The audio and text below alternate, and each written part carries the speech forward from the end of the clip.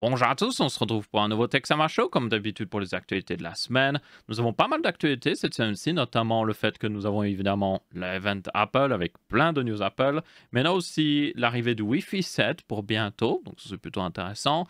Des news au niveau des nouveaux processeurs qui vont arriver, des news très intéressantes, des trucs qui portent un peu à confusion si vous allez le voir, et plein d'autres news encore. Vous avez une table de matière dans la description aussi sur la barre de lecture, donc sautez vers le sujet qui vous intéresse le plus. Commençons tout de suite. Alors, petite news et aussi rappel, juste avant qu'on commence vraiment les news en réalité, je rappelle que j'ai remis un document de vente si vous avez des trucs qui vous intéressent. C'est par exemple des exemplaires de tests que j'ai eus mais que finalement je n'utilise pas et que j'ai pas trouvé d'utilisation malheureusement, ou des anciens produits que moi-même j'avais achetés mais que je n'utilise plus vraiment. Du coup, vous avez un document de vente, tout est en général très bonnes conditions, même il y a certains trucs qui sont totalement neufs. Donc vous aurez toutes les informations là-dedans. Et du coup, si vous êtes intéressé, il y a aussi le mail de contact dans ce document de vente. J'avais oublié de mettre le document la semaine dernière. Donc voilà. Cette semaine-ci, il est vraiment dans la description. Voilà. Du coup, n'hésitez pas à regarder si vous êtes intéressé. De préférence en Belgique. C'est moins cher pour expédier les trucs. Commençons par la plus grosse news de la semaine, c'est évidemment le fait que le Wi-Fi 7 a été testé. Quoi, vous croyez que j'allais parler d'iPhone 14 pour commencer? Non, on va parler de Wi-Fi 7, c'est beaucoup plus intéressant. Donc, comme vous pouvez voir, vous avez Intel et Broadcom ont démontré du Wi-Fi 7 en action, donc c'est plutôt intéressant. Le Wi-Fi 7 est similaire en partie au Wi-Fi 6 en réalité. Il utilise notamment aussi la nouvelle bande passante, ou plutôt la nouvelle bande de fréquence de 6 GHz. Donc on a maintenant 2,4 GHz, 5 GHz et 6 GHz encore en plus. Donc là, on a une petite évolution justement qui montre les évolutions de vitesse entre les différentes normes Wi-Fi. Donc je vous rappelle qu'à partir du Wi-Fi 6, on a eu un nom plus humainement compréhensible parce qu'avant c'était le 802.11 AC. Donc ça c'était le Wi-Fi 5. Le Wi-Fi 4 c'était le 802.11n. Et là maintenant on est évidemment au Wi-Fi 6 qui est la version AX. Mais bien souvent vous verrez juste Wi-Fi 6 qui est beaucoup mieux aussi d'un point de vue marketing, soyons honnêtes. Donc le Wi-Fi 7 promet jusqu'à x5 en termes de performance et en utilisant les mêmes fréquences. Par information, elle est toujours sur du 6 GHz. Donc là, ils ont montré justement le maximum de vitesse qu'ils pouvaient atteindre. Et ils sont passés de 2,5 Gbps à 5,8. Donc là, c'est plus un x2 en réalité, plutôt qu'un x5, mais bon. Donc c'est vraiment bon. Le Wi-Fi 6 était déjà un peu meilleur que un câble Ethernet à 1 Gbps. Évidemment, le câble Ethernet a ses avantages, notamment presque aucune latence. Le Wi-Fi 6, par contre, lui, a l'avantage de pouvoir monter plus haut en bande passante en réalité. Avec le Wi-Fi 7, ça va encore augmenter plus. Au point même que je me dis, le truc, c'est que je pense que beaucoup de constructeurs ont mis des câbles ou plutôt des ports Ethernet 2,5 gigabits parce que déjà c'est pas cher et aussi parce que le Wi-Fi 6 maximisait vers ces environs-là. Donc peut-être qu'avec le Wi-Fi 7, comme ça peut monter plus haut, 5 gigabits, et même encore plus au niveau théorique, peut-être qu'on va enfin avoir au moins du 5 gigabits sur plus de cartes mères. C'est peut-être trop espéré. À mon avis, c'est trop espéré. J'aimerais tellement du 10 gigabits partout. Le truc, on a des câbles, on a des ports USB type C partout maintenant sur nos PC qui font 10 gigabits. Pourquoi on n'a pas des câbles, des ports Ethernet aussi? Il y en a qui vont me dire, ouais, ça sert à rien, 1 gigabit, ça suffit. Mais le truc, c'est si tout le monde avait un PC à du 10 gigabits, ce serait normal de juste passer à du 10 gigabits partout, en fait. Mais comme on reste coincé en 1 gigabit, ben, ça ne vaut pas la peine d'upgrade. On ne fait pas de switch 10 gigabits accessible, on ne fait pas de routeur Wi-Fi avec des ports 10 gigabits accessibles, parce que personne ne peut en profiter. Donc il est temps, selon moi, qu'on avance un petit peu. Le câble Ethernet 1 gigabit a fait un très bon travail pendant 20 ans minimum. Il est temps qu'on passe au-dessus. Après, l'avantage, quand même, il y en a qui vont me dire ça sert à rien d'avoir autant de vitesse. L'avantage, c'est si vous avez beaucoup de périphériques sur votre réseau. Et moi, je le vois, il y a plusieurs appareils, il y a plusieurs téléphones, il y a des tablettes, il y a des ordinateurs portables. Ça prend vite de la bande passante, tout ça. Même si là, vous allez me dire, oh, ben, oui, mais le plus important, c'est la bande passante de la connexion Internet. Oui, mais moi, on accède aussi à des fichiers réseau et des fois, il y a aussi des échanges qui se font entre les PC. Il y a même, par exemple, Windows Update maintenant a une fonctionnalité par défaut qui est activée qui partage la mise à jour entre les PC d'un même réseau. Donc, avec ça, au moins, ça permettrait d'avoir un peu plus de bande passante pour faire les échanges entre les différents PC. Donc, c'est une bonne chose, quoi qu'il arrive. Et c'est surtout une bonne chose parce que les antennes, je ne sais pas ce que j'ai fait, au moins ça veut dire que le routeur est capable de faire beaucoup plus de bandes passantes entre tous les appareils. Après, on va être honnête, si vous êtes tout seul, ça sert à rien. Hein. Si vous croyez que vous allez mieux jouer aux jeux vidéo, que vous allez avoir de meilleures performances dans les jeux vidéo, ça sert à rien, ok? Ça, on est d'accord là-dessus. Donc on verra bien ce que ça donnera, à quelle vitesse ça va être adopté. Le Wi-Fi 6E notamment, on va le voir après. L'iPhone 14 ne profite toujours pas de Wi-Fi 6E, ce qui est un petit peu ridicule. Donc c'est juste pour montrer à quel point, des fois, certains constructeurs traînent un petit peu des pieds avant de passer à la norme au-dessus. En parlant de traîner du pied, Apple et ses nouveaux iPhone 14. Donc là, c'est les modèles de base qu'on va regarder. Donc nous avons évidemment l'iPhone 14 de base avec 2 capteurs photo, avec une taille de 6,1 pouces. Mais nous avons aussi maintenant une nouvelle version Plus qui fait 6,7 pouces. Donc c'est la même taille que la version Max Pro pour information, ou Pro Max plutôt. Et qui est 100 $ ou 100 € plus cher pour info. Du coup, ces iPhone 14, la raison pour laquelle je dis traîner du pied, ils sont très similaires à l'année dernière. Il y a eu une petite upgrade au niveau de la caméra, pas non plus énorme.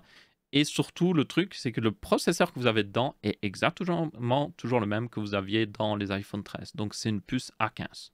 Ils n'ont pas upgrade vers la puce A16 qu'il y a dans les versions Pro qu'on verra après. Donc, yep. Est-ce une mauvaise chose? Le truc, c'est que la puce A15 est déjà largement au-dessus de la concurrence en ce moment. Vraiment. Donc, le truc, c'est qu'Apple n'a même pas besoin de forcer, en fait. Ils sont, même en ressortant basiquement le même téléphone, ils sont toujours au-dessus de la concurrence en termes de performance. Maintenant, évidemment, ça ne les empêcherait pas de rajouter des fonctionnalités ou peut-être de rajouter un port USB type C, parce que non, il n'y en a toujours pas. Pour ceux qui se demandent, la loi européenne n'arrive pas tout de suite, donc ils ont encore un petit peu de répit avant qu'ils soient forcés de mettre l'USB type C dessus. Donc, yep. Il n'y a pas vraiment beaucoup plus à dire sur celui-là, honnêtement. Ils ont amélioré quand même un petit peu l'écran. Et cette nouvelle taille de 6,7 pouces devrait intéresser certaines personnes. Si vous êtes triste qu'il ne fasse plus une version mini, parce que vous étiez peut-être intéressé d'acheter une version mini, la version de l'iPhone 13 de base est toujours en vente. Et la version mini est aussi toujours en vente. Donc vous pouvez toujours acheter un iPhone 13 mini ou même l'iPhone SE qui est aussi de plus petite taille. Donc... Est-ce un problème? Selon moi, non, parce que, comme je le dis, l'iPhone 14 est très proche de l'iPhone 13, donc yep. La grosse upgrade a vraiment été au niveau de la caméra. Mais bon, ça, le truc, c'est que la plupart des gens ne le verront. Un autre truc, par contre, qu'ils ont introduit, alors, il faudra voir où est-ce que ça marche exactement. C'est censé marcher n'importe où dans le monde, mais plus compliqué. Peut-être qu'en Europe, ce ne sera pas disponible, ce service. Et c'est tout simplement la fonctionnalité d'urgence pour envoyer un SMS directement à un satellite. Yep. Donc en gros, vous avez cette interface qui s'ouvre et vous pouvez, quand vous n'avez pas de réseau, envoyer un SMS qui sera capté par un satellite qui va le renvoyer pour vous. C'est un service qui est techniquement payant, mais vous aurez 2 ans d'utilisation gratuite quand vous achetez un iPhone 14. En tout cas, il faudra voir ce que ça donne en Europe. Et quand vous utilisez l'application aussi, vous devez un peu chercher une connexion vers le satellite. Je ne sais pas quel réseau satellite ça utilise. Honnêtement, je n'ai pas trop regardé ça. Mais yep. SpaceX a annoncé un truc un peu similaire en réalité récemment avec... c'était T-Mobile, oui, T-Mobile. Mais là, c'est un niveau encore au-dessus. J'en parlerai certainement dans un prochain Texama Show parce que là, on a déjà pas mal de news. Du coup, passons ensuite aux versions Pro et versions Pro Max qui... Basiquement, c'est un peu la même chose que les années dernières, donc 6,1 pouces, 6,7 pouces. Toutefois, les grosses upgrades sont surtout sur les modèles Pro, en fait. Donc déjà, vous avez le fait que la notch a disparu. Oui, regardez. Maintenant, c'est un énorme trou en forme de pilule. En vrai, Apple a introduit une fonctionnalité qui a un nom... Quand on dit le nom, ça fait un peu rire. Ça s'appelle Dynamic Island, donc une île dynamique. Et en gros, ça rend l'écran un peu autour de cette coupure d'écran dynamique pour donner l'impression qu'en fait, le trou que vous avez dans l'écran pour mettre littéralement la caméra et les capteurs Face ID n'est pas forcément un trou. C'est peut-être juste quelque chose qui est dans l'écran. Au point même que certaines personnes se demandent où est-ce que finit l'écran en fait. Je vous montre un petit peu ici un petit exemple avec Apple Pay. Oh, ok. Ouais, je croyais que ça ne jouait pas, mais je vais le remettre. Donc, vous voyez que la notch, ou plutôt le trou, augmente en taille. Et vous pouvez avoir aussi des contrôles médias. Donc, par exemple, si vous avez une musique qui joue, ça va se mettre sur la droite ou sur la gauche. Vous pouvez avoir le chronomètre aussi. Vous avez deux trucs qui peuvent se mettre à la fois. Et en fait, ça dynamiquement, d'où le nom, augmente au niveau interface. Honnêtement, c'est génial. Franchement, Apple fait beaucoup de choses pas forcément de la meilleure façon. Ils ont une façon très têtue de faire les choses. Mais ça, honnêtement, ça, c'est bien du génie, franchement. C'est vraiment, pour moi, hyper bien géré. Et quand vous regardez des vidéos de ça en action, je vous invite à aller en voir plus, ça donne vraiment l'impression que le trou est fait exprès, en fait, en quelque sorte. Bon, pour moi, si on pouvait éviter d'avoir ce trou, ou si les capteurs étaient peut-être un peu plus hauts, ça ferait pas de mal. Mais je vois l'intérêt. Je vois ce qu'ils visent derrière en essayant de l'intégrer plus au logiciel et donner l'impression que c'est fait exprès, en fait. Donc, ils ont bien géré, mais il y a toujours ce problème de devoir avoir un trou dans l'écran, quoi qu'il arrive. Du coup, ça, c'était la première grosse upgrade. Ça fait quand même une différence au niveau du visuel du téléphone, hein, parce que c'est quelque chose que vous allez voir tout le temps. La deuxième upgrade, c'est au niveau des photos, et notamment le capteur principal. Pour la première fois depuis... Alors, je sais pas combien d'années ça fait, en fait. Est-ce que ça fait genre pratiquement 7 ans, 6 ans, peut-être? Apple a augmenté le nombre de mégapixels sur le capteur principal d'un iPhone. Donc, le capteur principal, maintenant, pourra faire des photos de 48 mégapixels. Il émettra toujours en 12 mégapixels par défaut. Donc, en quelque sorte, ça ne changera pas pour certaines personnes. Mais l'avantage, surtout, c'est que maintenant, vous avez un x2. Donc, vous avez toujours capteur normal, capteur ultra grand angle, capteur x3. Mais maintenant, dans l'interface, vous aurez un x2. Et ce x2 utilise juste le capteur principal. Et en gros, on passe de 48 mégapixels à 12 mégapixels. En gros, ça zoome vraiment sur 12 mégapixels sur le capteur physiquement. Donc, ça vous donne un x2. Et du coup, vous avez quand même toujours une bonne qualité. C'est toujours 12 réels mégapixels. Et comme le capteur est plus grand, ils ont mis des plus grands capteurs pour information. En fait, ça devra aller même en basse lumière. Après, tenez-en compte, ce ne sera pas non plus aussi bon que juste utiliser le capteur principal et se rapprocher. Ça, c'est sûr et certain. Ils ont d'ailleurs augmenté la taille de certains des objectifs. Je ne sais plus lesquels ont augmenté, mais ça a tellement augmenté que le module caméra à l'arrière de l'iPhone ressort encore plus, en fait. Donc, si vous aviez déjà des problèmes avec ça, il ressort encore plus. Donc, yep. Mais en échange, vous avez des meilleures photos. Donc, yep. Je pense que ça vaut la peine. Et vous avez aussi le système de SOS par satellite aussi sur celui-là.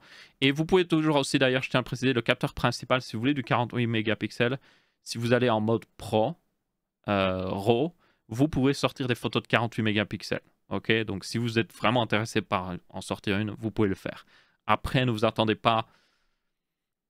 48 mégapixels sur un téléphone, à part s'il y a beaucoup de lumière, ne vous attendez pas non plus à une méga. Vous n'allez pas pouvoir zoomer à fond et que ce soit parfait. Ça, tenez-en compte. Et du coup, 999$ et 1099$ aux États-Unis. Regardons les prix en Europe. Ok, donc là, je suis sur le site et vous pouvez voir la notch dynamique là, le Dynamic Island. Donc, je suis sur le site français, pas le site belge. Et comment dire? C'est un petit peu plus cher. L'iPhone 14 Pro va être vendu 1329€ de base. C'est le prix de base. L'iPhone 14 Pro Max va être vendu 1479€. Et vous allez me dire, waouh, mais c'est les iPhone Pro, les iPhones de base, 14, tout simple, vont être mieux au niveau prix. Non. 1019€ et 1169€ pour les deux iPhone 14. De base. Donc oui, Apple a augmenté les prix. Ils ont augmenté les prix dans la plupart des marchés à cause de l'inflation, mais pas aux États-Unis, bizarrement. Aussi aux États-Unis, chose aussi bizarre, c'est qu'ils ont retiré le slot de SIM. Donc c'est que des SIM numériques, en gros. Enfin, il y a un truc physique sur le téléphone qui permet en gros enregistrer les informations de la carte SIM, mais vous n'avez plus un slot physique de carte SIM. En Europe, c'est toujours le cas par contre, tenez-en compte. Et du coup, cette augmentation de prix, comme j'ai dit, c'est pour compenser l'inflation. Après, là, je suis quand même... Oui, il y a des problèmes d'inflation, clairement. Mais le truc, c'est que c'est pas comme si L'iPhone a pris littéralement pratiquement 200 € en plus. Je suis pas sûr, mais je pense que vous pouvez tous le confirmer en regardant vos fiches de salaire. Vos salaires n'ont pas augmenté en conséquence. Genre, moi, je peux garantir que tous les gens que je connais, il n'y a aucun salaire qui a suivi l'inflation. Du coup, oui, Apple doit forcément peut-être augmenter un peu selon l'inflation, mais le truc, c'est qu'ils se font des marges énormes sur les iPhones. Il faut le savoir, ils se font des marges monstrueuses. Ils pourraient totalement absorber ça. Ils pourraient totalement le faire. Ils ne le font pas. Pourquoi? Parce qu'ils n'en ont rien à foutre, honnêtement. Mais moi, je trouve ça, honnêtement, avec de tels prix, bon, certains vont peut-être les acheter avec des abonnements et ça va aller. Mais si vous n'avez pas forcément d'abonnement, honnêtement, c'est tellement cher que je pense qu'ils vont avoir pour la première fois peut-être une diminution des ventes, surtout sur les modèles de base en réalité. Les iPhone 14, surtout en particulier, l'iPhone 13 est pratiquement le même. Donc beaucoup de gens vont se dire, mais je vais juste prendre un iPhone 13 qui est vendu beaucoup moins cher. À quoi ça sert de prendre un 14? Ou alors il y a des gens qui vont se dire, je vais attendre la génération d'après. Parce que peut-être la génération d'après, il y aura de l'USB type C. L'iPhone 14 Plus pourrait être un peu plus populaire parce que c'est une taille supplémentaire. Enfin, il est plus gros, sans prendre la version Pro Max. Mais après, à ce moment-là, je pense que vous allez pouvoir certainement acheter plein de versions de l'iPhone 13 Pro Max d'occasion. Genre pratiquement état parfait. Il y en a qui s'en occupent très bien. Et vous pourrez l'acheter moins cher.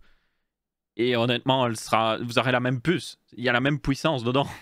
Donc, yep. Honnêtement, je pense réellement que enfin, c'est pas la première fois qu'ils ont des diminutions de vente, mais je pense qu'ils vont avoir une diminution de vente pour cette génération-là, en Europe en tout cas, parce que c'est une sacrée augmentation. Je sais qu'il y en a qui achètent toujours des iPhones, quoi qu'il arrive, chaque année en mode...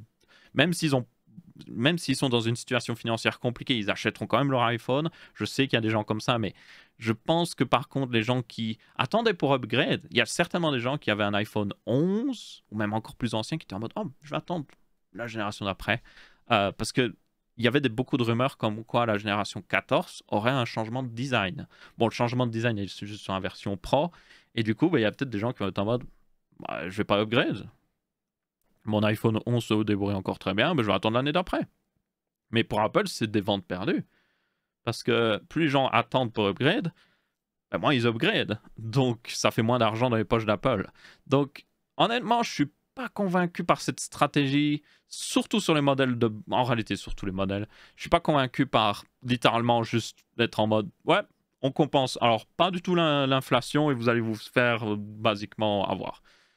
Parce qu'encore une fois, les salaires des gens n'ont pas augmenté. Donc, Apple est littéralement en train de dire aux gens, payez plus cher, et c'est vous qui payez la différence, parce que nous, on paye rien. Sinon, d'autres news très rapides sur Apple, ils ont fait évidemment d'autres annonces lors de cette présentation. Vous avez notamment les AirPods Pro version 2 avec une nouvelle puce H2, qui notamment promettent encore une meilleure isolation du son, ainsi que des fonctionnalités spatiales. Vous avez aussi une amélioration qu'ils ont beaucoup parlé, c'est que vous avez un mode transparence, donc ça laisse rentrer le son. J'utilise les micros même des AirPods pour restituer le son qui vient de l'extérieur. Comme ça, vous entendez s'il y a une voiture ou autre chose. Ils ont amélioré ça pour faire en sorte que maintenant, si vous avez un bruit très violent qui serait amplifié, du coup, ça va le couper. Donc si par exemple vous êtes en train de marcher dans la rue, vous entendez les voitures, normal. Mais si quelqu'un a un énorme marteau-piqueur, ça va réduire le bruit de ça. Donc c'est plutôt cool, c'est une bonne chose en réalité parce que yep, ça peut être problématique justement d'avoir un truc qui amplifie le son et que ça vous amplifie un son très mauvais. Donc ça, c'est une bonne chose. Globalement, ils sont assez bien améliorés par-ci, par-là. C'est, je dirais, une version meilleure des AirPods Pro et elle serait normalement vendue pour le même prix. Normalement. Je n'ai pas été voir en Europe. Allons voir en Europe, justement. AirPods. AirPods Pro de deuxième génération. Commandez. Ah, je peux déjà les commander. 299. Je pense que la première génération ne coûtait pas exactement 299 €. Donc, yep. Une augmentation de prix aussi. Donc, ma foi, tout augmente de prix. Hein. Ensuite, ils ont annoncé la nouvelle Apple Watch Série 8, qui est basiquement une série 7 améliorée un petit peu par-ci par-là. La plus grosse nouveauté, c'est le fait que vous avez un capteur de température maintenant intégré. C'est un capteur laser, si je me souviens bien, intégré à la montre. Donc, ça peut vous permettre de savoir votre température.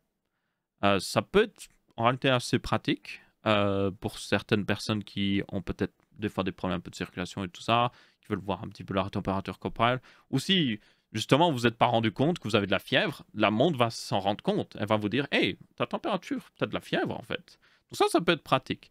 Un autre truc qu'ils ont montré, c'est que ça pourrait être pratique aussi pour les femmes qui veulent devenir enceintes parce que ça permet de mieux voir le cycle, justement, des femmes parce que la température évolue selon leur cycle de règles. Et du coup, ça permettrait de mieux timer si vous voulez tomber enceinte. Ok. Il y a déjà des applications qui vous permettent de faire ça, donc je ne sais pas si vous avez besoin d'acheter une nouvelle Apple Watch pour ça. Mais voilà. Et puis, ils ont amélioré un petit peu d'autres trucs. Notamment, le nouvel accéléromètre permet de détecter des crashs de voitures. Avant, l'Apple Watch pouvait déjà détecter quand vous tombiez. Et du coup, ça pouvait permettre d'alerter un membre de votre famille. Maintenant, ça peut même carrément... donc, vous avez un accéléromètre qui peut détecter des énormes forces. Vous pouvez détecter si vous avez eu un crash de voiture. Et là, ça enverra encore une fois un message à un membre de votre famille. Si la montre arrive à communiquer évidemment avec le téléphone ou si c'est une version 4G, forcément. Donc ça peut être en réalité très pratique. Il y a un petit timer pour ceux qui se disent « Oh, si je sais pas moi, je joue au badminton et genre ça ressemble à un crash de voiture parce que j'ai frappé trop fort. » Vous avez un petit truc qui va s'afficher quand même qui dit « Hey, j'ai détecté beaucoup de force là, de jet. Tu as 10 secondes pour basiquement dire « Non, n'envoie pas le message. » Donc vous pouvez annuler l'envoi du message si vous le remarquez. Je suppose que la montre doit vibrer ou autre chose, mais yep. Il y a moyen d'annuler ça pour ceux qui se demandent. Aussi, ça n'envoie pas un SMS ou un appel à des services d'urgence. Donc, n'ayez pas peur. C'est moins grave si ça envoie un membre de votre famille. Votre membre de famille va certainement s'inquiéter, mais il va vous appeler peut-être ou vérifier où vous êtes. Et vous pouvez juste dire « Ah non, j'étais juste en train de jouer au badminton ou autre chose. » Donc, c'est bon. Après, je pense qu'il faut quand même frapper très fort badminton pour imiter le nombre de jets que vous avez dans un crash de voiture. Mais quand même, ça peut arriver. Ensuite, Apple a annoncé une nouvelle Apple Watch Ultra. Je ne sais pas pourquoi ils l'ont pas appelé Pro. Honnêtement, c'est l'Apple Watch qui est destinée justement à des pros et ils n'ont pas appelé Pro. Donc des fois, Apple utilise le mot Pro pour je ne sais quelle raison. Mais là, non, on va pas l'appeler Pro. On va juste mettre Ultra. Ils auraient pu aussi l'appeler l'Apple Watch Max. Ça aurait été logique. Donc ouais, alors, encore une fois, les noms et Apple, c'est pas trop ça. Dans tous les cas, c'est une nouvelle Apple Watch qui va coûter 799$, à mon avis plus cher en euros, on va les voir après, et qui est basiquement une Apple Watch sous stéroïdes. Elle est plus grosse, elle est à plus de 50 mm maintenant, elle est plus résistante, elle peut aller beaucoup plus profondément sous l'eau, donc vous pouvez aller jusqu'à 50 mètres apparemment. Elle est capable, elle a une meilleure construction aussi avec son truc en titanium. Elle est capable aussi maintenant d'avoir il y a une sirène qui peut monter jusqu'à apparemment 80 décibels et être entendue à des dizaines de mètres au cas où vous êtes coincé quelque part. Il y a basiquement plein d'améliorations comme ça. En gros, ils ont pris la métaphore qu'a donnée MKBHD est assez bonne. C'est qu'ils ont dû prendre certainement tous les gens qui n'utilisaient pas d'Apple Watch mais qui pourraient en utiliser une. Ils leur ont demandé qu'est-ce qui vous manque. Donc les plongeurs ont dit, moi je veux plonger jusqu'à 50 mètres avec. Et ceux qui font du ski ont dit, moi je veux qu'il y ait une sirène d'alarme. Et puis il y a un autre qui a dit, moi je veux encore un meilleur GPS. Parce que maintenant ça utilise un meilleur GPS pour information. Il y en a un autre qui a dit, moi je veux plus de batterie. Parce que la batterie elle ne dure pas jusqu'à quand je finisse ma course de 100 km. Et du coup, ils ont tout amélioré comme ça. Donc c'est vraiment une version ultra. Bon, elles auraient dû l'appeler version Pro, mais bon. Dans tous les cas, amélioré de tous les côtés. Vous avez aussi un nouveau bouton configurable pour faire des choses. Donc si vous voulez, par exemple, je sais pas moi, allumer la lampe de poche ou ce genre de truc, vous pouvez le faire. Pour information, l'écran sert de lampe de poche. L'écran peut monter jusqu'à 2000 nits aussi. Et d'ailleurs, les nouveaux iPhone Pro, j'ai oublié de le préciser, peuvent monter, oui. Moi, je répète 2 fois monter. Ils peuvent monter jusqu'à 2000 nits aussi maintenant. Donc voilà. Et c'est à peu près tout. Il y a beaucoup d'améliorations quand même. Et vous avez aussi le truc de température de la série 8, forcément. Et des nouveaux bracelets un petit peu plus résistants. Les bracelets, d'ailleurs, apparemment, peuvent marcher sur les séries 8 et les séries 7 et tout ça. Donc, si vous aimez un des nouveaux bracelets super tough, vous pouvez le piquer et juste l'acheter à part et le mettre sur votre série 7 ou autre chose. Donc ça, c'est plutôt cool.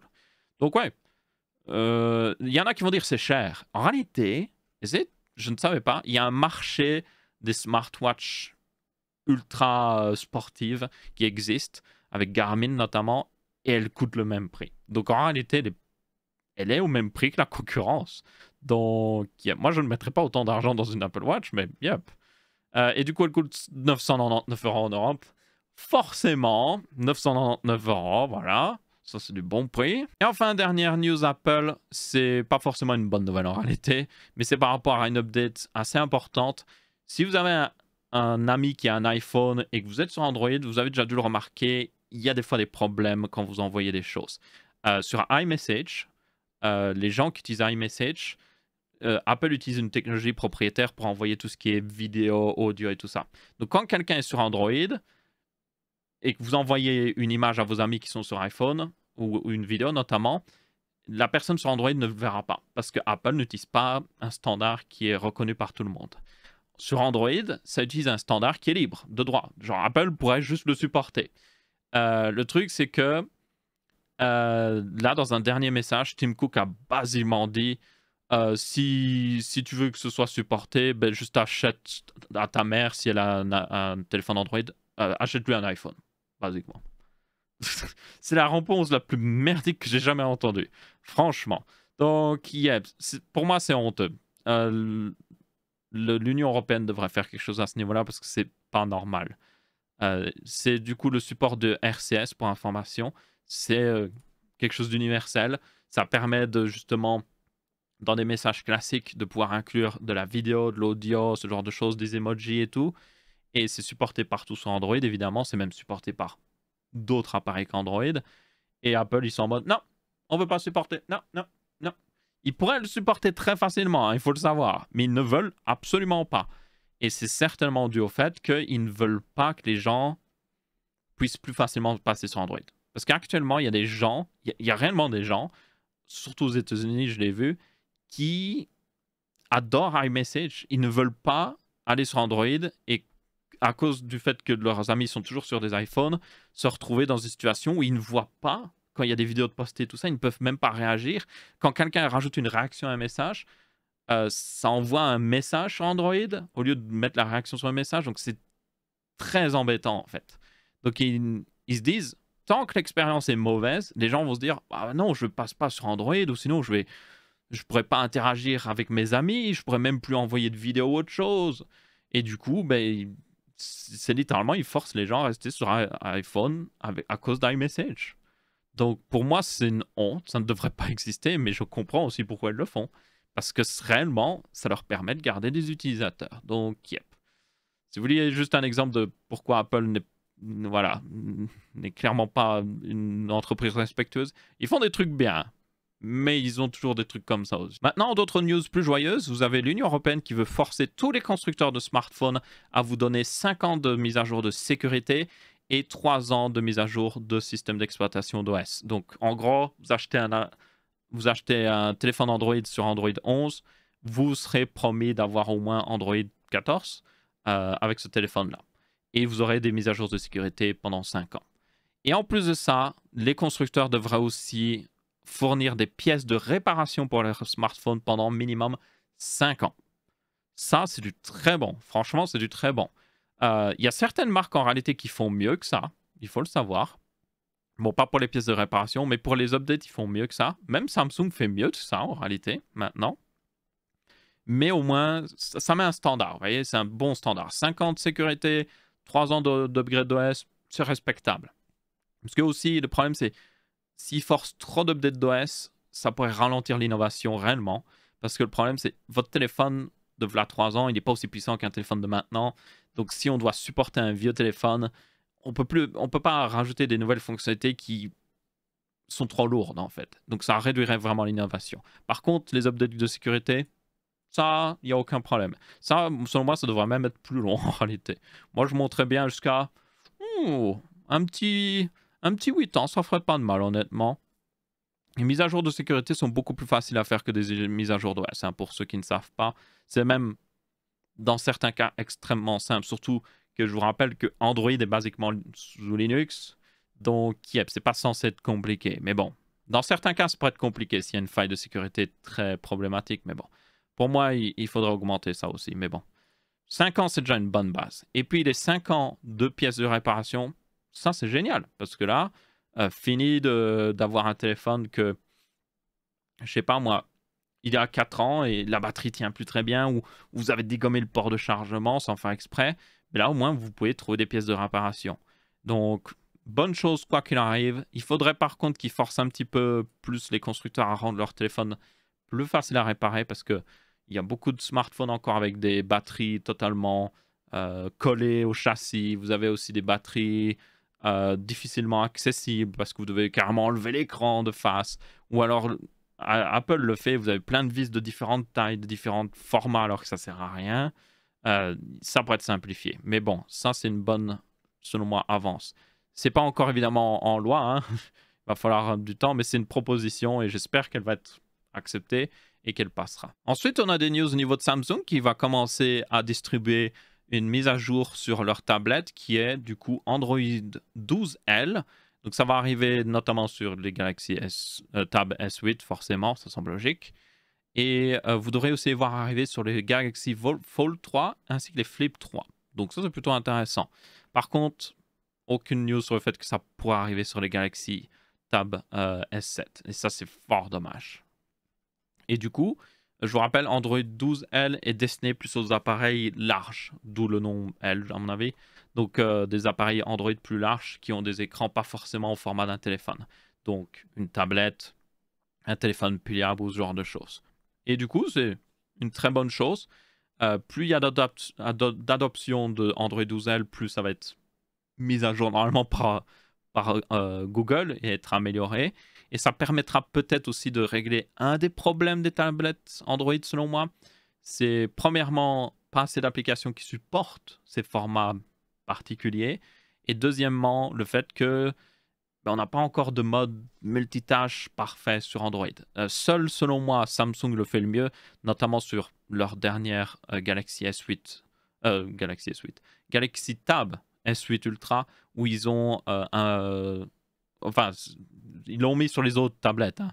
Mais sur la Tab S8 Ultra, comme elle fait 14 pouces, vous avez le mode DeX, qui permet vraiment d'avoir un ordinateur portable. Et ça marche très bien, franchement. Donc, yep, on verra bien ce que ça donnera, mais en attendant, ça a commencé. Donc, si vous avez un de ces appareils compatibles, vous devriez le voir arriver dans un certain temps. Des fois, ça prend du temps, donc soyez patient. Ensuite, Google a enfin lancé un programme pilote pour tester le fait d'avoir un acteur différent qui gère la facturation sur le service Google Play. Donc là, on ne parle pas d'un store différent. On ne parle pas de Epic qui a son propre Epic Store. On parle ici de, par exemple, Epic qui, au lieu d'utiliser le service de paiement de Google, utilise leur propre service de paiement à travers Google. Et du coup, ça permet d'économiser de l'argent. Combien ça économise ? 4%. C'est misérable. C'est franchement misérable. C'est pas encore disponible vraiment. C'est pas disponible aux États-Unis. Il me semble qu'ils le testent seulement.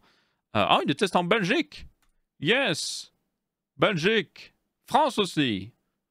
L'Allemagne. En gros, c'est pratiquement toute l'Europe et puis le Japon aussi. L'Indonésie, l'Inde et tout ça. Donc, faut pas se voiler la face. La raison pour laquelle Google fait ça, c'est qu'ils essaient de lâcher un petit peu de lest pour essayer de faire en sorte de ne pas se faire littéralement choper par la Commission européenne et d'autres institutions et devoir littéralement autoriser des marchands à outrepasser totalement Google. Ils essaient de lâcher un peu de lest en se disant oh, voilà, comme ça, peut-être qu'on n'aura pas à devoir à littéralement autoriser des trucs tierces et peut-être que comme ça, on pourra se faire encore de l'argent. Parce que je vous rappelle que Google prend 30%. Vous achetez une application sur le Play Store, 30% dans la poche de Google. Vous achetez même certains trucs, des abonnements notamment, ou des trucs dans un jeu vidéo. Vous achetez des gemmes dans un jeu que vous adorez, 30% Google, à chaque fois. C'est énorme, c'est franchement énorme. Donc là, s'ils passent à leur système de paiement, ce serait 26%. C'est toujours ridicule parce que littéralement, ils disent aux entreprises qui font tout le travail aussi bien, donc à ces gens qui développent des jeux ou qui développent des applications, ils disent littéralement « Oh, vous avez droit à 4% en plus dans votre marge maintenant. » C'est ridicule, 4%. Et Google se fait toujours 26% pour littéralement pas faire grand-chose. Parce que, soyons honnêtes, dans certains cas, c'est certaines applications qui rapportent beaucoup plus à Google à être sur le Play Store. Mais elles sont obligées d'être sur le Play Store parce que Google a un petit peu verrouillé les choses aussi. Donc, oui, moi je dis, peu importe si l'âge de l'Est, il nous faut la législation en place, clairement. Ensuite, nous avons des spécifications de Raptor Lake qui ont fuité, notamment sur le Core i9 13900K qui aura 24 cœurs, je vous rappelle. Il pourra booster jusqu'à 5,8 GHz et aura un boost aussi qui consommera jusqu'à 253 watts, ce qui est pas mal. Donc, au niveau des cœurs, pour ceux qui se demandent, non, ce n'est pas une augmentation des cœurs haute performance. Vous avez toujours 8 cœurs haute performance. Toutefois, maintenant, vous avez 16 cœurs haute efficacité énergétique. Et du coup, ça donne 32 threads au total. Donc, pas mal de possibilités de puissance multitâche. Pour le 13600K et 13600KF, pour information, on est à 6 cœurs plus 8 cœurs haute efficacité énergétique. Donc, c'est vraiment que le Core i9 qui en a beaucoup plus. Le Core i7, lui, en a plus 8. Donc là, on voit qu'Intel essaye de pousser les gens vers le Core i9 un peu plus. Du coup, ça voudrait dire aussi à cause du fait, ou plutôt grâce au fait que Intel a plus de cœurs techniquement, même si ces cœurs sont en partie moins puissants. Certainement, et c'est quelque chose que j'ai déjà dit, quand on aura tous les processeurs de sortie, Intel devrait aussi bien avoir toujours l'avantage de la puissance multicœur. Après, en tenant compte que c'est un peu en forçant avec beaucoup de processeurs, avec beaucoup de cœurs de processeurs derrière. Donc oui, ils ont l'avantage, mais après derrière vous allez aussi avoir beaucoup de consommation. Donc on va vraiment avoir en fait une situation avec AMD et Intel où AMD sera plus efficace au niveau énergétique, toujours très bon dans les jeux vidéo.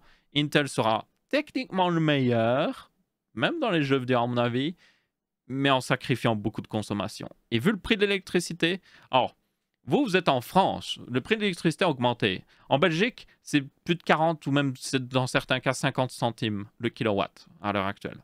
Donc je peux vous jurer qu'il y a une différence de prix entre les deux processeurs après, quand vous l'utilisez, qui n'est pas négligeable. Parce que 253 watts, c'est quand même beaucoup. Donc moi, franchement, je suis en train de penser, de me dire, hey, j'ai pas besoin d'un processeur 16 cœurs, j'ai un 5950X, c'est génial, hein, ça fait très overkill, hein, on peut se la péter un peu et tout, mais le truc, je suis en mode, il me sert à rien en fait. Maintenant, tout est accéléré par GPU, je devrais juste me prendre un 8 cœurs en fait. Donc honnêtement, je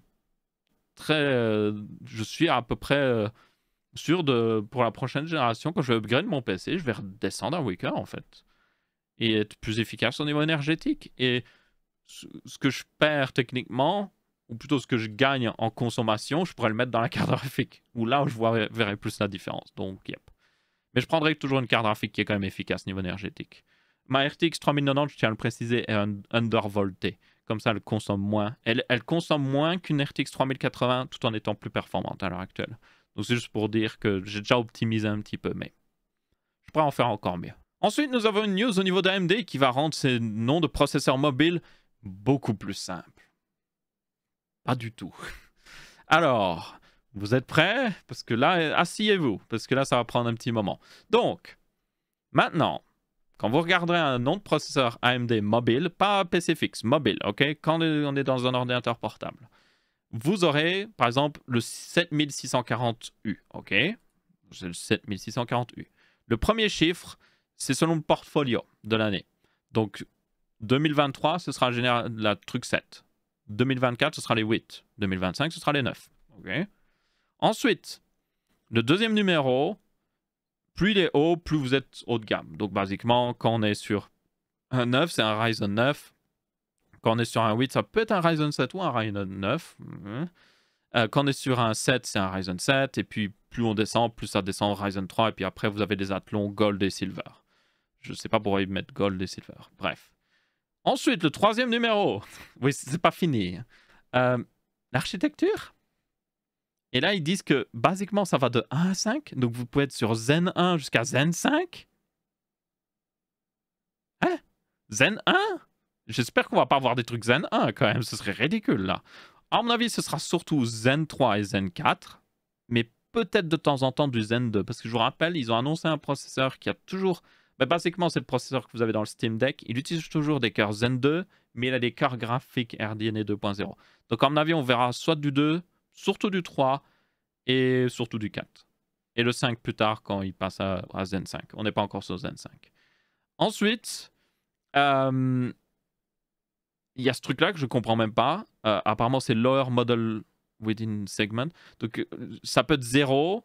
Et si c'est 5, c'est une version meilleure. OK. Donc, à mon avis, une meilleure fréquence. Mais c'est toujours un Ryzen 7 ou... tout le reste ne change pas, mais il peut être un peu meilleur. Et puis après, vous avez le form factor. Ça, c'est déjà un peu plus clair. On est déjà habitué. Donc, soit c'est une version HX qui peut aller consommer beaucoup, plus de 55 watts.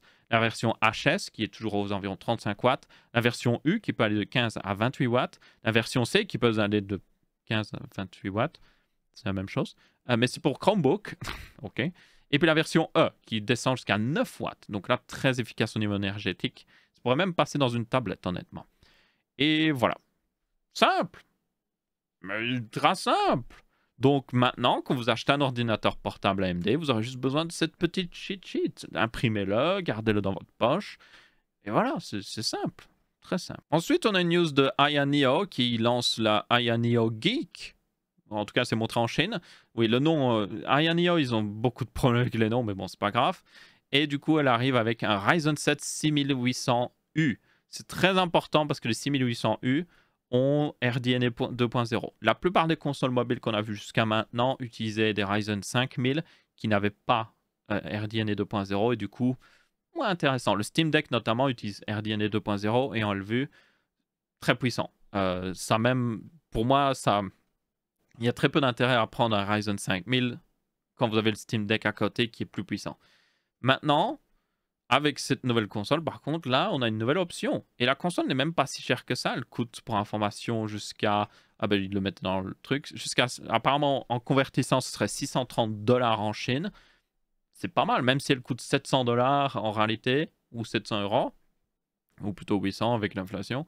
C'est pas trop mal, en fait. Vous pourrez avoir une plutôt bonne console avec un processeur pas mal puissant aussi. Il y a d'autres trucs qui sont sympathiques. La console est genre bien designée. Aya Neo a fait beaucoup de progrès là-dessus. Ils ont sorti aussi pas mal de consoles et maintenant ils ont vraiment... Ils ont la recette gagnante selon moi. Ils utilisent des joysticks apparemment aussi. C'est pas des joysticks mécaniques, c'est des joysticks électroniques. Enfin, ça utilise en gros un champ magnétique, si je me souviens bien, pour détecter quand vous bougez. Donc c'est beaucoup plus précis que des joysticks juste mécaniques, qui peuvent aussi avoir une zone morte, qui est très embêtante, qui peut des fois grandir, cette zone morte, et du coup vous avez du joystick drift. Il faut soit nettoyer le joystick, soit augmenter la zone morte, ou soit le changer. Donc là, normalement, ils doivent utiliser ça, parce qu'ils l'utilisent sur toutes leurs nouvelles consoles ces derniers temps.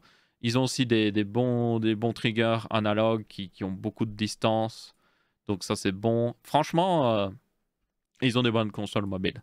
Mais jusqu'à maintenant, ils étaient sur Ryzen 5000. Donc c'était... Yeah, c'est bien, mais il faudrait du RDNA 2.0, quoi. Donc là, maintenant, par contre, on a la bonne option. D'ailleurs, un truc que je suis en train de me dire avec toutes ces consoles mobiles, c'est que vous avez un processeur Zen 3. Vous avez une carte graphique RDNA 2.0. Ça vous fait pas penser à quelque chose quand vous pensez gaming? C'est totalement comme les consoles next-gen, en fait. Dans la Xbox Series X ou la Series S, vous avez un processeur Zen 3, une carte graphique RDNA 2.0. Évidemment, elles sont plus puissantes que dans une sorte de console mobile comme ça, mais c'est la même architecture. Donc, d'un point de vue code, ça devrait tourner de la même manière. Il faut juste, évidemment, diminuer les paramètres graphiques. Même chose avec la PlayStation 5. Du coup, je suis en train de me dire, hey, Sony, PSP, une nouvelle PSP, il y a moyen, franchement. Je sais pas si elle marchait encore, mais ils ont la possibilité de le faire. Ils ont totalement la possibilité de le faire. Et pour Xbox, ça pourrait être encore plus intéressant parce que eux, ils peuvent faire du coup une version mobile de leur console qui fait tourner tous les jeux d'Xbox One notamment. Et puis après, pour les jeux vraiment lourds, vous pouvez toujours les faire tourner peut-être à des plus bas niveaux graphiques, mais aussi vous pouvez utiliser xCloud Gaming pour le streamer depuis votre Xbox Series X ou alors le streamer depuis Internet. Honnêtement, je sais qu'on peut streamer sur notre téléphone et il y en a qui vont dire bah fais juste ça alors. Mais le truc c'est que en fait le problème c'est du coup votre téléphone fait trop de trucs à la fois. Donc si vous jouez, vous allez foutre en l'air votre batterie pour utiliser votre téléphone pour genre téléphoner. Donc il y a beaucoup de gens qui aiment bien jouer en mobile avec leur téléphone et tout ça, et c'est pratique quand vous devez juste tuer un petit peu quelques minutes à attendre et que vous ennuyez vraiment. Mais je pense que quelqu'un qui est vraiment en mode j'ai envie de jouer vraiment genre mobile. J'ai un voyage, je vais prendre l'avion ou autre chose, j'ai envie de jouer pendant des heures. Et j'ai pas envie d'utiliser mon téléphone pour ça. Ben, il y a un marché. Il y a la Nintendo Switch qui est très populaire. Ça prouve qu'il y a un marché pour ça. Donc moi, je vois clairement un marché aussi pour une nouvelle PSP ou une console mobile Xbox qui n'est jamais sortie. Ce serait génial. Donc, hey Microsoft et Sony, si vous regardez, comme j'ai donné l'idée, je veux un pourcentage. En réalité, je pense qu'ils ont déjà étudié la question. Honnêtement, surtout quand AMD a sorti la puce pour le Steam Deck, pratiquement sûr que vous avez Sony et Microsoft qui regardaient en mode peut-être. On verra. Aussi bien, ils vont jamais le faire, mais peut-être qu'ils vont le faire. Et enfin, je voulais terminer avec une news que je paraissais, pour moi, vraiment ridicule, mais bon. Mark Zuckerberg, que vous connaissez tous, qu'on apprécie tous, évidemment, hein, pour avoir créé Facebook, pas du tout, a été sur le Joe Rogan Show. C'est un show avec... c'est un podcast avec Joe Rogan, qui est une personne assez connue et aussi controversée au niveau des États-Unis, parce que voilà, il a eu quelques avis qui ne vont pas forcément dans le même sens que tout le monde. Bref, je ne vais pas me lancer là-dessus. Mais du coup, il a discuté de certains sujets, et notamment, un truc qu'il a discuté, c'est qu'il disait que oh, les réseaux sociaux, la façon dont les gens scrollent et tout ça, ça ne marche pas pour construire des relations. Et c'est juste pour, genre, consommer du contenu. Ils sont juste là pour regarder des choses. Et j'ai juste envie de dire, mec, c'est de ta faute. C'est Facebook qui a commencé en premier de tous les réseaux sociaux. C'est Facebook qui a commencé à faire en sorte que, oh, vous suivez Tante Marie, vous suivez grand-mère et tout ça sur Facebook. Non, non, tu vas voir des posts sur autre chose. Voilà. Facebook a commencé à faire en sorte que vous ne voyez plus forcément les posts de gens que vous suivez, vos amis, votre famille, mais vous voyez plus de contenu, justement, des articles, des trucs de youtubeurs, même aussi, ce genre de choses. Donc c'est Facebook qui a lancé cette mode, en réalité. Et ils le font aussi sur Instagram. Et après, vous avez Mark Zuckerberg qui a le culot. Il a le culot de venir et dire non, franchement, je trouve que les réseaux sociaux, les gens, ils sont juste là pour le contenu. Ils veulent pas se mettre en relation avec leur famille et tout ça. C'est ta faute. C'est littéralement de ta faute. Alors, je sais que c'est pas lui qui a littéralement codé Facebook pour faire ça, mais il dirige Facebook. C'est de sa faute. Du coup, je suis juste en mode, mais c'est ridicule. C'est franchement ridicule. Le mec, il se plaint de ce qu'il a créé lui-même. Faut le faire quand même. Donc oui, Mark Zuckerberg. Bravo Mark. Tu es un génie Mark. Merci à toi d'avoir enfin remarqué ce que tu as créé. Peut-être que tu pourrais revenir en arrière du coup. Je pense qu'il y a beaucoup de gens, franchement, qui aimeraient bien que Facebook revienne en arrière. Juste, quand vous suivez, vous êtes sur Facebook, vous voyez les posts de vos amis, vous voyez les posts de votre famille. En priorité. Je pense qu'il y a beaucoup de gens qui aimeraient ça. Même chose sur Instagram. Instagram, c'est en train de devenir mauvais à cause de ça aussi. Vous suivez des gens sur Instagram, vous les voyez toujours, mais il y a de plus en plus de trucs sponsorisés. Bon, ils doivent faire de l'argent, ok. Mais il y a aussi de plus en plus, et quand je parle sponsorisé, c'est pas des gens que je follow qui font un truc sponsorisé. Je parle vraiment, c'est des gens que je follow pas. Hein. Et puis vous avez aussi le fait qu'ils sont en train de rajouter tellement de trucs sur Instagram en mode, oh, Reel, fait aussi des stories, fait ci, fait ça. Il rajoute sur Instagram, et putain, Instagram qui est en mode qui se fait écraser de plus en plus au niveau fonctionnalité. C'est un peu comme YouTube. Avec YouTube, oui. Il rajoute des trucs par-dessus en mode regardez, on sait tout faire, nous aussi. Et t'es en mode peut-être que tu devrais te concentrer sur ce que tu fais le mieux plutôt que d'essayer de tout faire. Mais bon. Dans tous les cas, Mark Zuckerberg est un petit peu. Devrait peut-être regarder ce qu'il fait sur Facebook plutôt que de parler. Mais bon. Et du coup, c'est à peu près tout pour ce Texama Show aussi. J'espère que vous avez bien apprécié. Si c'est le cas, vous pouvez laisser un petit pouce bleu. Si ce n'est pas le cas, vous pouvez laisser un pouce rouge. On se retrouvera pour un prochain Texama Show. N'hésitez pas à checker le document de vente d'ailleurs dans la description. Et je vous dis ciao ciao.